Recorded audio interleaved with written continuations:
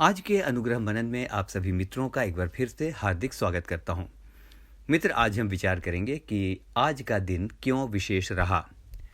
संपूर्ण विश्व में आज के दिन को बड़ी धूमधाम के साथ खजूरों के पर्व के रूप में मनाया गया, अंग्रेजी में जिसे हम पाम संडे कहते हैं। और इस दिन के बारे में आप जानते हैं, लेकिन फिर भी थोड़ा सा कह दूं कि आज के दिन यीशु ने पहली बार पब्लिकली यरूशलेम में प्रवेश किया, एक विजयी जुलूस के साथ। बहुत बड़ी भीड़ उसके साथ साथ चल रही थी। एक और बड़ी दिलचस्प बात आपको बताऊं, आज के दिन इसराइल में लोग बहुत बड़ी संख्या में जमा होते हैं और वे जुलूस की शक्ल में बैतफगे से, जहां से यीशु ने अपना सफ़र आरंभ किया था, यरूशलेम तक का सफ़र पैदल तय करते हैं और जय जयकार के गीत गाते हुए उसी मार्ग पर चलते हैं जिस मार्ग पर यीशु खजूर पर्व के दिन चला था। मित्र, सबसे दिलचस्प बात यह है कि ये जुलूस एक पार्क में समाप्त होता है जहां यीशु के समय के 7 खजूर के पेड़ अभी तक सुरक्षित हैं। हुआ ये था कि 1960 में उस जगह की खुदाई हुई जहां से यीशु ने अपनी यात्रा शुरू की थी। वहां काफ़ी गहराई में कुछ खजूर के बीज मिले। कल्पना करें, लगभग 2000 साल पुराने खजूर के बीज मिले। उन्हें बहुत संभाल कर लेबोरेटरी में रखा गया और पाया गया कि उनमें अभी भी जीवन के लक्षण हैं। वे लगाए गए और आज इसराइल के फोनिक्स पार्क में वे पेड़ बनकर शोभा बढ़ा रहे हैं। आज का मेरा मुद्दा कुछ और है। आज मैं चाहता हूं कि पारंपरिक रूप से हटकर हम दूसरे प्रकार से विचार करें कि खजूर का महत्व हमारे जीवनों में क्या है, या खजूर के पेड़ का महत्व हमारे जीवनों में क्या है, या तो दूसरे शब्दों में एक खजूर के पेड़ से हम क्या सीख सकते हैं। नंबर 1, सबसे पहली बात, भजन संहिता 92 उसके 12 और 13 में इस प्रकार से लिखा है, धर्मी जन, धर्मी लोग खजूरों की नई फूलेंगे फलेंगे और वे लेबनान के देवदार की तरह बढ़ते रहेंगे। वे बढ़ेंगे और आगे लिखा है, और वे यहोवा के भवन में रोपे जाएंगे। मित्र, बात इस समय हम खजूर के पेड़ की कर रहे हैं। तो खजूर के पेड़ को यदि हम देखें तो वचन कहता है कि धर्मी लोग या अच्छे लोग, धर्मी लोगों के बारे में यहाँ पर बातचीत की गई है। धर्मी लोग या ऐसे लोग जो सदाचारी लोग हैं, उनके बारे में वचन बोलता है वे खजूर की नई बढ़ेंगे। खजूर के पेड़ को आपने ध्यान से देखा है कि उसकी ग्रोथ कैसी होती है।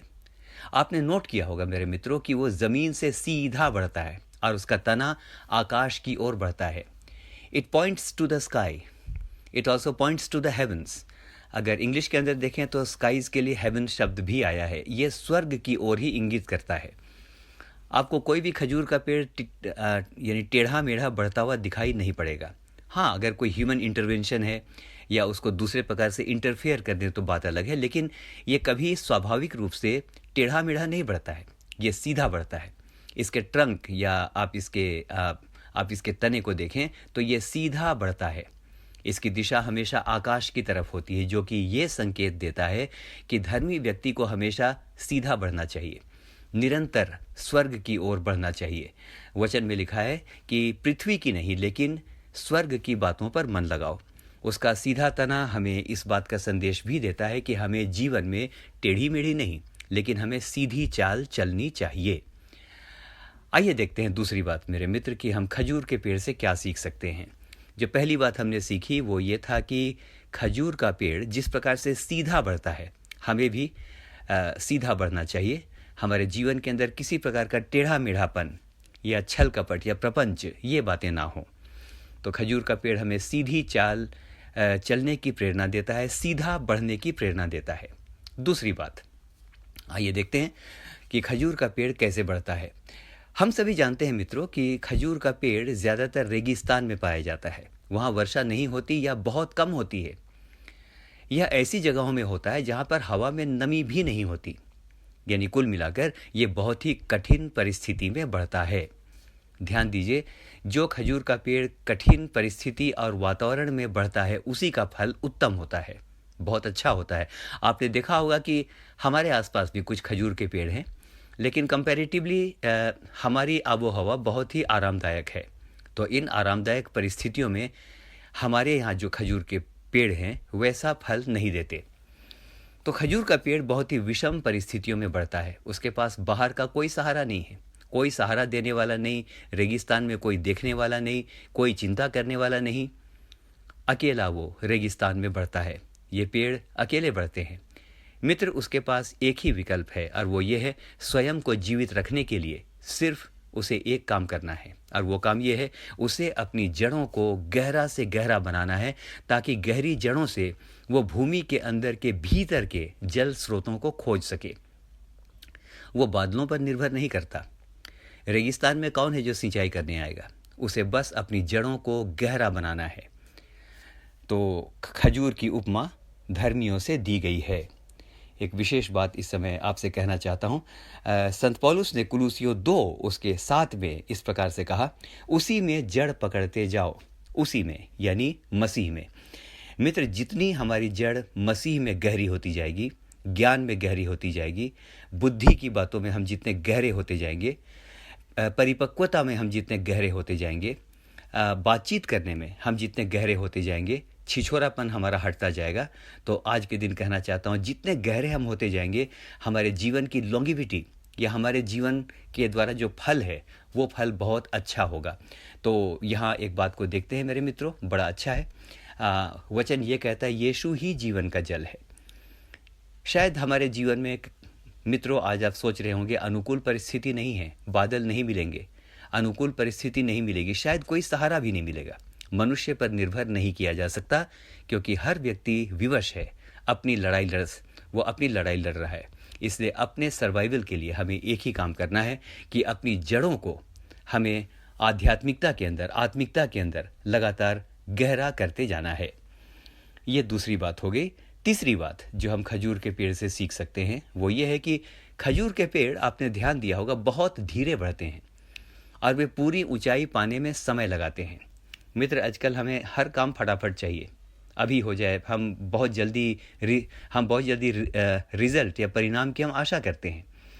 लेकिन धीरे धीरे बढ़ना ये हमेशा धीरज को दिखाता है। आजकल सारी बातों की जल्दी है, हमें तुरंत परिणाम चाहिए, सब कुछ तुरंत चाहिए, लेकिन खजूर का पेड़ तुरंत परिणाम नहीं देता। हम बहुत बार उतावले हो जाते हैं। तो वचन कहता है, जो उतावली से दौड़ता है वो चूक जाता है। तो मित्र, खजूर के पेड़ से हम धीरज भी सीखते हैं। वो तुरंत परिणाम नहीं देता, बेशक लोग कहते होंगे, देखो अभी तक फल नहीं लगा, इतना समय हो गया। वो तुरंत परिणाम नहीं देता, लेकिन जब वो परिणाम देता है तो बहुत लंबे समय के लिए वो परिणाम देता है, और उसके फल के द्वारा बहुत लोगों को, आज मैं कहूँगा, आशीष मिलती है, उन्हें लाभ होता है। इनकी औसत आयु 100 से लगभग 140 वर्ष तक की होती है। तो एक बात सामने आती है कि ये जल्दी नहीं बढ़ता, बड़े धीरज से बढ़ता है। और खजूर के पेड़ की वृद्धि में हमें उतावली नहीं दिखती। नीति वचन 19 उसके 2 में लिखा है, धर्मियों की जड़ उखड़ने की नहीं। तो ये पेड़ मुझे सिखाता है कि मुझे अपने जीवन के हर क्षेत्र में जल्दी जल्दी बढ़ने में मुझे उतावली नहीं करनी चाहिए, कि किसी भी तरीके से मैं बढ़ जाऊं, किसी तरीके से मैं धनी हो जाऊं, किसी तरीके से मैं अपने लक्ष्य को प्राप्त कर लूं। नो, ये मुझे नहीं दिखाता। लेकिन खजूर का पेड़ ये दिखाता है, धीरज के साथ, परिपक्वता के साथ मुझे जीवन में आगे बढ़ना चाहिए। अब आइए देखते हैं अंतिम बात। ये बात बड़ी अच्छी है, और अंतिम बात जो हम सीखते हैं वो हम खजूर के पेड़ के फल के बारे में सीखते हैं। हमें यह याद रखना चाहिए कि हमें प्रभु यीशु मसीह ने फल लाने के लिए बुलाया है। यूहन्ना 15 उसके 16 में लिखा है, मैंने तुम्हें चुना ताकि तुम फल लाओ और तुम्हारा फल बना रहे। बना रहे, ये बहुत इंपॉर्टेंट है मेरे प्रियो। बहुत सारे फल होते हैं जो लंबे समय तक बने नहीं रहते, लेकिन यदि आप खजूर के फल को देखेंगे तो आप देखेंगे सबसे लंबे समय तक बना रहने वाला फल, ना सड़ता है ना खराब होता है, बहुत लंबे समय तक बना रहने वाला फल खजूर का ही फल है। तो मित्र, बाइबल या वचन धर्मी की तुलना या एक सदाचारी व्यक्ति की तुलना खजूर के पेड़ से करती है, तो उसके अंदर ये सारी खूबियाँ होंगी। नंबर 1, वो सीधा बढ़ने वाला होगा, वो टेढ़ा मेढ़ा नहीं बढ़ेगा। It will point two the sky, it will point two the haven. दूसरी बात आज जो हमने देखी कि एक जो धर्मी व्यक्ति है, एक जो अच्छा व्यक्ति है, नेक व्यक्ति आप इन्हें कह लीजिए, या रास्तबाज आप कह लीजिए, या राइचस कह लीजिए, या अपराइट कह लीजिए, अलग अलग शब्द होते हैं कि ऐसे लोग जो होते हैं। दूसरी बात जो हमने देखी वो हमने ये देखा कि बाहर से चाहे सपोर्ट हो या ना हो, कोई सुविधा हो या ना हो, वो बाहर के एनवायरनमेंट पर वो डिपेंड नहीं करता। एक धर्मी व्यक्ति बाहर के एनवायरनमेंट पर डिपेंड नहीं करता, कोई सपोर्ट करेगा तब मैं करूँगा, नो। वो अपनी जड़ों को गहरा से गहरा बनाता जाता है ताकि वो उसके द्वारा सर्वाइव करे। वो एक्सटर्नल एनवायरनमेंट पर डिपेंडेंट नहीं है।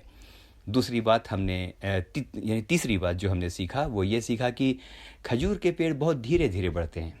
और हमने ये सीखा कि हमें भी बढ़ने में या किसी बात को हासिल करने में या ऊंचाई हासिल करने में या बुलंदी हासिल करने में हमें हड़बड़ी नहीं करनी चाहिए।